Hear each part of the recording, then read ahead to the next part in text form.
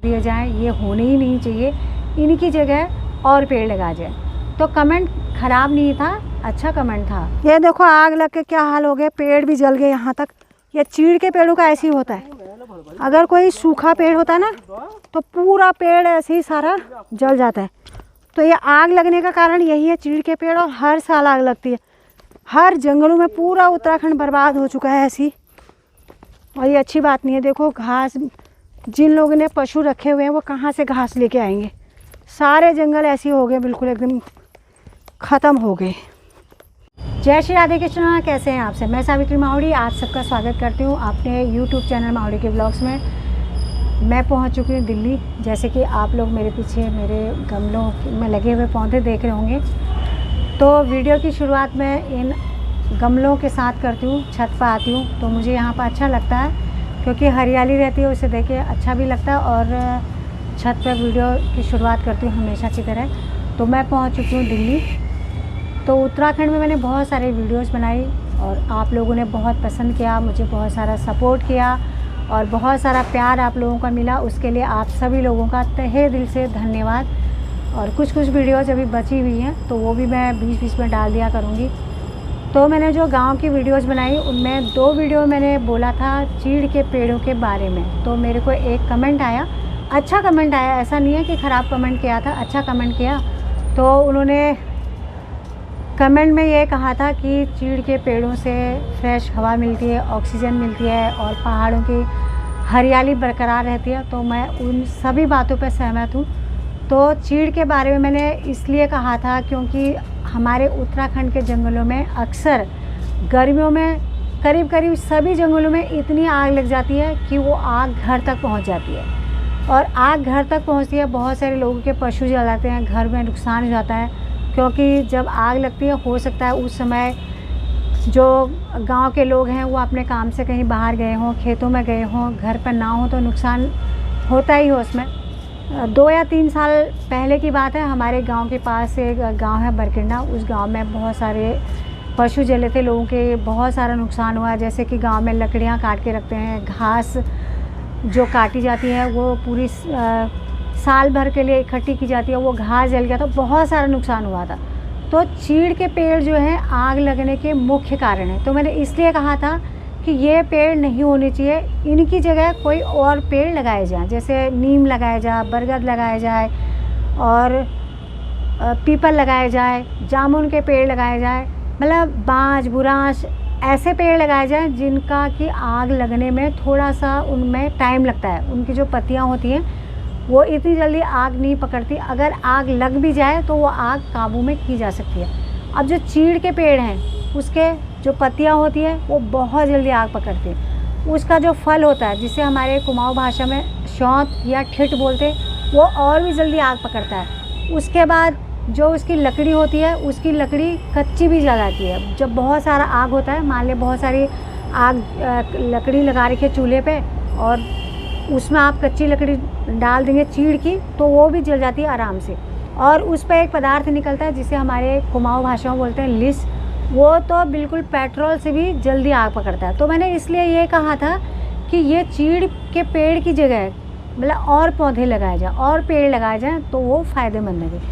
और चीड़ का जो पेड़ है वो भी बहुत फ़ायदेमंद है, नुकसानदायक नहीं है। सिर्फ वो आग लगाने में, जो जंगलों में आग लगती है उसमें बहुत जल्दी आग पकड़ती है, उसकी वजह से फ़ायदेमंद ये है कि जब टीबी का मरीज़ को बोला जाता है, जिस मरीज़ को टीबी होती है उसे बोला जाता है कि जिस समय चीड़ के पेड़ पर फूल निकलता है तो उसका जो फूल होता है वो जब धीरे धीरे फूल पकने लग जाता है और पका होता है तो हवा से उस फूल से एक पीले रंग का पाउडर सा उड़ता है, जैसे गुलाल होता है ना, उसी तरह पीले रंग का बिल्कुल एकदम मुलायम, गुलाल से भी बहुत मुलायम।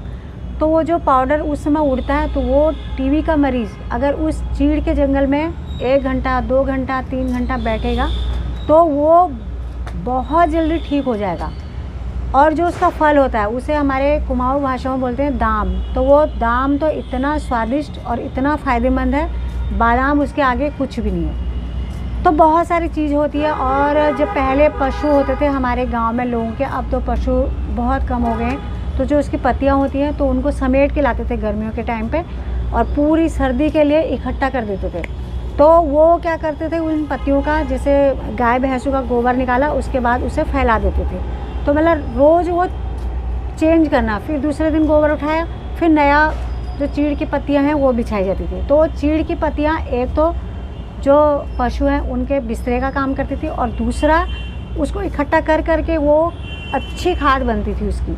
तो मतलब बहुत फ़ायदेमंद है, ख़राब नहीं है। तो उस कमेंट के लिए मैं ऐसा बोलना चाहूँगी कि मैंने सिर्फ जो आग लगने का कारण है उसके लिए बोला था, इसलिए नहीं बोला कि वो हमारे लिए फ़ायदेमंद नहीं है। बहुत फ़ायदेमंद है, कोई भी पेड़ है वो बहुत फ़ायदेमंद होते हैं हमारे लिए। ऑक्सीजन मिलती है, फ्रेश हवा हमें मिलती है और हरा भरा दिखता है सब कुछ, तो अच्छा लगता है। तो आग लगने में जो है कारण, मुख्य कारण चीड़ का ही है। तो मैंने इसलिए कहा था कि अगर इन पेड़ों की जगह और पेड़ लगाए जाए, और लगाए जाते हैं हर बरसात में हमारे उत्तराखंड में करीब करीब सभी गाँव में बहुत सारे पेड़ आते हैं, बहुत सारे, और पेड़ लगाए जाते हैं, पेड़ लग भी जाते हैं। फिर क्या होता है, गर्मी में आग लगती है, वो सारे पेड़ ख़राब हो जाते हैं, जल जाते हैं। तो वो जो नए पेड़ हैं वो पेड़ लग ही नहीं पा रहे। नहीं तो बांस, बुरांस, यहाँ तक के फल, जितने भी फल हैं, आम है, अमरूद है, कटहल है और जामुन है, अखरोट है, ये फलों के पेड़ भी अब जंगलों के लिए दिए जा रहे हैं। तो लग ही नहीं पाते क्योंकि वो जंगलों में आग लग जाती है गर्मियों में और फिर से वो पेड़ जो लगाए हुए हैं वो सब ख़राब हो जाते हैं। अगर चीड़ के पेड़ कम किए जाएं, क्योंकि पहले होते थे सीमित मात्रा में, जंगलों में होते थे और लोगों के जो लोगों के घर होते थे, कच्चे घर होते थे, मैंने उसके बारे में वीडियो में बोला था। तो वो उन कच्चों घरों के लिए उन चीड़ के पेड़ों का प्रयोग किया जाता था। अब लोग कच्चे घर बना नहीं रहे क्योंकि कच्चे घर जो है कुछ सालों बाद उनकी छत गिर जाती है तो फिर दोबारा नई छत डालनी पड़ती है। तो इसके लिए लोग अब पक्के मकान बना रहे हैं, लेंटर डाल रहे हैं। तो उनमें चीड़ के पेड़ों का कोई काम ही नहीं है। लकड़ियाँ जलाते थे, अब लोगों ने लकड़ियाँ जलाना भी बहुत कम कर दिया है। गैस पर खाना बनता है। अगर लकड़ियाँ जलाते भी हैं तो सर्दियों में आग सेकने के काम आती हैं और कुछ भी नहीं। तो मतलब मैंने ये कहा कि अगर ये पेड़ कम किए जाए, अब घर तक वो चीड़ के पेड़ हो गए। पहले जंगलों में ही होते थे, अब पलायन हो गया गाँव से, तो घर, लोगों के घर के आसपास भी चीड़ के पेड़ हो गए। और वो पत्तियाँ झड़ती जाती हैं और आग आती है, वो उस आग पर काबू पाया नहीं जाता। और जब लोग होते हैं गांव के लोग, तो बहुत सारे लोग इकट्ठे होकर गांव में आग बुझाने के लिए जाते हैं, लेकिन आग पर काबू नहीं पाया जाता क्योंकि उस समय हवा होती है बहुत तेज़, और हवा के द्वारा प्लस वो जो चीड़ की पत्तियाँ गिरी होती है उसकी वजह से आग इतनी जल्दी फैलती है कि बिल्कुल कोई उसे काबू में कर ही नहीं पाता। तो नुकसान होता है, लोगों का घास जलता है, उनके अपने मवेशियों के लिए घास रखा होता है, इकट्ठा किया होता है सूखी घास। तो हमारे उत्तराखंड में हमेशा हरी घास उपलब्ध नहीं होती है। तो क्या होता है, सितंबर अक्टूबर में घास काटी जाती है और इकट्ठी करी जाती है। तो इकट्ठी करके उसे फिर पूरी सर्दियों में, जब तक हरा घास नहीं होता जून जुलाई में, तब तक उस घास को रखा जाता है। अपने मवेशियों को वही घास दी जाती है। तो वो घास जल जाएगा, अब जिनके पशु रखे हुए हैं वो बेचारे परेशान हो जाएंगे। तो मैंने इस कारण से बोला था कि चीड़ के पेड़ जो हैं कम कर दिए जाएं, ये होने ही नहीं चाहिए, इनकी जगह और पेड़ लगा जाए। तो कमेंट ख़राब नहीं था, अच्छा कमेंट था।